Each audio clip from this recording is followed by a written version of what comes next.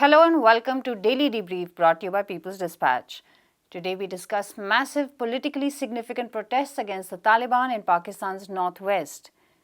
In Palestine, people closed shops, universities and schools protesting Israel blockading entrances to cities and towns. Then we go to the United States, which has given a federal pardon for simple possession of marijuana. Stay on for the insight from our guest today on Daily Debrief. People in Pakistan's northwestern Pakhtunkhwa region have had enough of the Taliban, a scourge in the region since the US-led war on terror. Pakistan has also unleashed devastating repression of minority residents in the region bordering Afghanistan. The PTM, a body focused on fighting state oppression and the frequent extremist strikes, has actively led the people to oppose the suppression and their neglect. We talked to Shreya Singh from People's Dispatch about what's going on there. So Shreya, a significant protest this week, not the first protest of course, we've been seeing this for a long time now. Can you just give us a brief background as to what is happening here? Yeah, Pragya. So on 10th October, there was an attack on a school van in Swat Valley in Pakistan, that's on the northwestern border provinces where we also call the federally administered tribal areas, the FATA regions in Pakistan. So there was an attack and this van driver, he died. So the protests started and erupted in a response to this attack, the targeted violence, and to the increasing violence in the FATA regions in itself. So people who are protesting, especially the Pashtun Tahaffuz Movement, they have been since 2018, they have been raising cause against the increasing violence in the border areas of Pakistan. And this time, the attack that has happened, although the assailant was unidentified, but what's being said and reported is that this was a Taliban attack. Now, the Pakistani Taliban has been active since 2007, and that's more than nearly 10 years. It has been active in this region and it has carried out deadly attacks all over Pakistan. The Pakistani Taliban, it is a network of militant organizations within Pakistan which wants to impose a strict interpretation of the Quranic law, and it wants to, especially in the FATA region, when we talk about it, it wants to sort of expel the authority of Islamabad from the region itself. So the protests that we are seeing, coming back to that, the people in the FATA regions, especially North Waziristan, which used to be a stronghold of that's Tehreek-e-Taliban-Pakistan, TTP. Now this North Waziristan is also the place where PTM originated, the Pashtun Tahaffuz Movement. Right. Now the people, they have been caught between the fighting between the military and the militants, the Pashtun people in the region who are also ethnic minority in Pakistan. So for nearly more than a decade, they have been caught between this fighting and the violence that is being caused. Because of that, they are frequently accused of terrorism because of TTP's presence in the region. They are also frequently raided. They have suffered economic devastation. They have suffered personal devastation and various other forms of violence. Now, after what we're looking at right now, this case of increasing violence in this region, what is being said is that in Afghanistan last year, after the Taliban swept to power, the TTP has been trying to establish its control in the region once again, drawing confidence from what's happening across the border. So that's what's mostly the gist of it. Okay, so Shreya, what about the Pakistani state? How has it been responding to these kind of pressures? So interestingly, last year in November, the Pakistani government, which was at that time headed by Imran Khan, it began talks, it declared that there will be peace talks that will be initiated with the TTP. And that happened, the declaration happened, and there was a promise that 102 prisoners of TTP will be released by the government. So those talks crashed, they did not take place, but there was a 3-month ceasefire that was initiated between these two parties. The ceasefire has since then been violated at least 3 times. And because even last month in September, there were attacks on the military by the Taliban, which claimed that the ceasefire has been violated by either parties. So there's no clarity on, in the sense, who has violated the ceasefire, since it's a blame game going on between these two parties, and who gets caught in between are the civilians who are targeted, who become collateral damage, and many times not collateral damage, they become direct damage of these uh, infighting between these parties. So that's there. And the talks, it's not like in November, that was the first time the talks started. Talks have happened between the Pakistani military and the Pakistani Taliban for many times, but they have collapsed, and collapsed many times also. So not everybody is very optimistic about these talks taking place again. But the increasing violence is perhaps a call, and the protests are a call from the people in the FATA regions for an action from the government side. So that's what. Okay, and all of this is basically happening ever since the United States started the global war on terror. Yes, yes. I mean, yeah, interestingly, since the war on terror, the Taliban, the border between Pakistan and Afghanistan is really porous. So the militant outfits, many of them, they moved towards this side of the border, and they formed various organizations. They formed TTP, like I said, in 2007, which is rather an umbrella organization.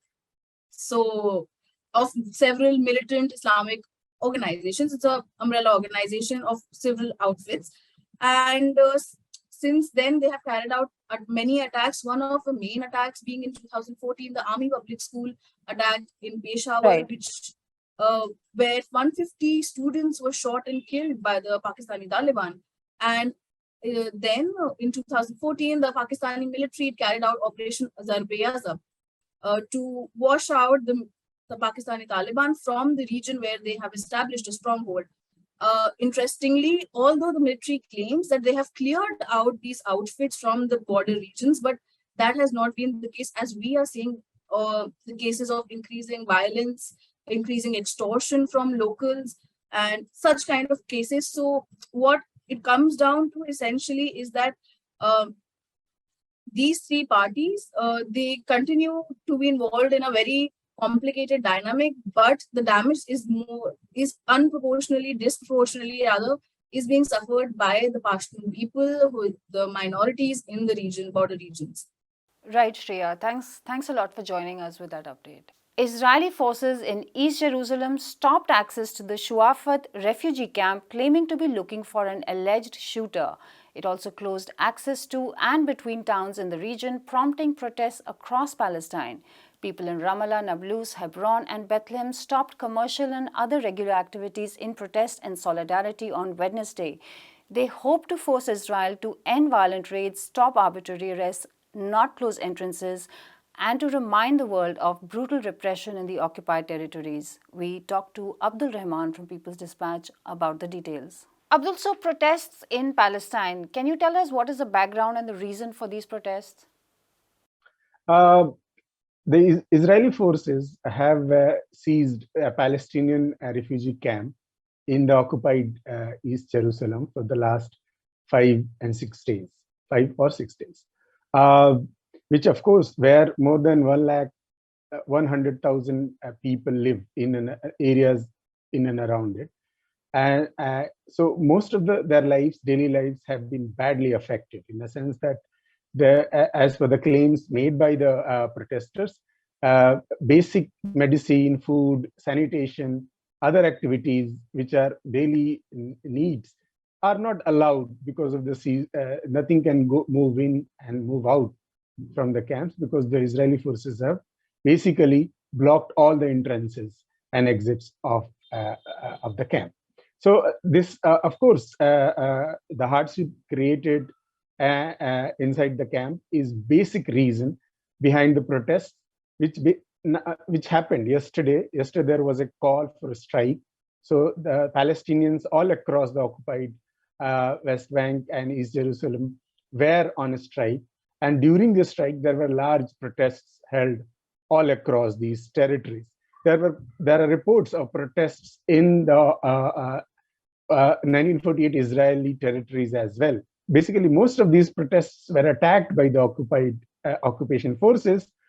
In one of those protests in Bethlehem, in occupied West Bank, a Palestinian, 18-year-old Palestinian was killed by Israeli forces, and several others were injured. So the basic reason behind the protest is, of course, the continued Israeli occupation, continues Israeli attempts to kind of subjugate and suppress the common Palestinians and affect their day-to-day life. Abdul, is the siege over now? And the Israeli army, the military, has sort of given this justification that they are looking for somebody. What is going on there? There are reports that there are some partial lifting of the siege today, early morning, when Israeli forces allowed some vehicles to move in. And they also allowed some sanitation work to be conducted. Apart from that, there is no major relief. In fact, there are reports of reinforcement. You are right. Israeli claim that they are blocking the exit and entrance primarily because they are looking for one suspect who was involved, who is allegedly involved in a shooting on last Saturday, in which one Israeli soldier was killed. But if one sees it in the kind of proportion, for one accused, more than 100,000 people are their lives are at ransom. So that is a kind of form of a collective punishment, which Israeli forces are often accused to be involved in, and we have seen various reports from various other parts of occupied territories where such raids and seize are quite common. So for one person, often the same logic is given. One suspect is involved. We are looking for it. In order to find one suspect, in this year alone, the year is not complete, it's 10 months, more than 100 Palestinians have been killed in different raids all across the occupied West Bank. We know about the decade-and-a-half-old blockade of Gaza, another example of what is happening at Suafat in occupied East Jerusalem. This has happened to Gaza, and it has been 15 years, and the blockade has not been lifted. So it basically, these kind of blockades, the impunity with which such collective punishments are carried out by Israel is a sign of the occupation and its lack of concern about the millions of Palestinians living under its occupation. Abdul, thanks a lot for joining us. Natalia Marquez from People's Dispatch spoke to us about US President Joe Biden offering an executive pardon for simple marijuana possession. It applies to those charged under federal laws, not state laws, and it helps those who face a count or charge of possession of marijuana that does not include any other drug. Some say the decision is sudden, although it was promised long ago, and without similar pardons in the states, it may help few people. Let's go over to Natalia for more details. So, Natalia, the United States President has passed a proclamation. He has pardoned everyone who's in possession of marijuana. Can you just give us a sort of background into why this happened and what it means? Yeah. So, the president of the US, through executive action, pardoned thousands of people who have been convicted of marijuana only possession in the federal system. And so, this is a huge move. I think it's important. I think it sets a good precedent for the larger issue of mass incarceration and marijuana decriminalization in the US. But it's very, very few people are actually going to be impacted by this. No one's going to be released from prison because of this move. There's no one in federal prison convicted of only marijuana possession.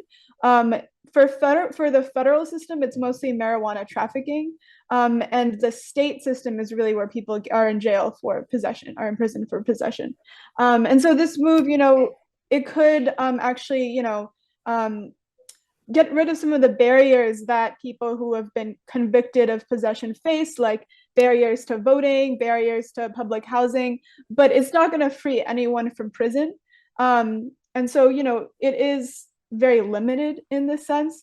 And this is especially limited considering the fact that Biden essentially promised to pursue marijuana decriminalization in his presidency, and really campaigned on this as well.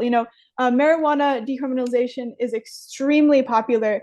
Almost 70% of people in the US support decriminalization. And so many are saying that this is a very minor change in policy, and it's a little too late, right? Because considering the fact that this was simply done at the snap of his fingers through an executive action, a lot of people are saying that it's very much because the Democrats are set to lose a lot of votes in the midterms. Joe Biden in the US is largely viewed as sort of like a do-nothing president. A lot of his policies were not successful. They got pushed to the sidelines. And so this is a way for him to really say that, oh, look, I actually did something. I did one thing, but this is not really a major change at all. I was reading some reports and they said that Biden has actually asked the governors to sort of take his example and let people in the states as well go. Would it be more useful to more people over there beyond the federal system? Yeah. So the vast majority of marijuana possession convictions are in the state system. The vast majority of prisoners in the US are in the state system. That's really where like the mass incarceration element comes in. It's much bigger than the federal system and private prisons as well. And so, Biden urging governors to pardon people for marijuana possession could be, a major thing. The issue is that there's no way to enforce that. It's essentially a suggestion. I think it sets an important precedent. So, if a governor did want to make this move, did want to pardon people for possession, it's not like that governor would be going against the president because the president himself has advocated for this. But a lot of governors in the US are extremely conservative, already hate Biden, are not going to listen to him. And so this is not something that can be enforced. The most severe possible drug, a Schedule 1, I believe, alongside heroin. So it's very like over in the federal classification system, it's very like over classified. So Biden has suggested for it to be moved down from a Schedule 1. And that's important. But again, that is also just a suggestion. Okay, and a lot will basically depend on how people have been convicted, whether they have one count of marijuana and some other drug or one count of both drugs together, or different drugs. So it's essentially, you're saying it's like sending a signal right now before the midterms. Right, exactly. And I don't know if necessarily people will be impressed because again, it is such a minor change. And it is something that people already support. People want decriminalization, and this most certainly is not decriminalization. So it does make an impact. I think that, but I do think it was definitely done in the spirit of the midterms. Thanks, Natalia, for joining us with that. And that's all we have for you today. Thank you for watching Daily Debrief. Do come back to us tomorrow. You can find more such stories on our website, peoplesdispatch.org, and our regular updates on Facebook, Twitter, and Instagram.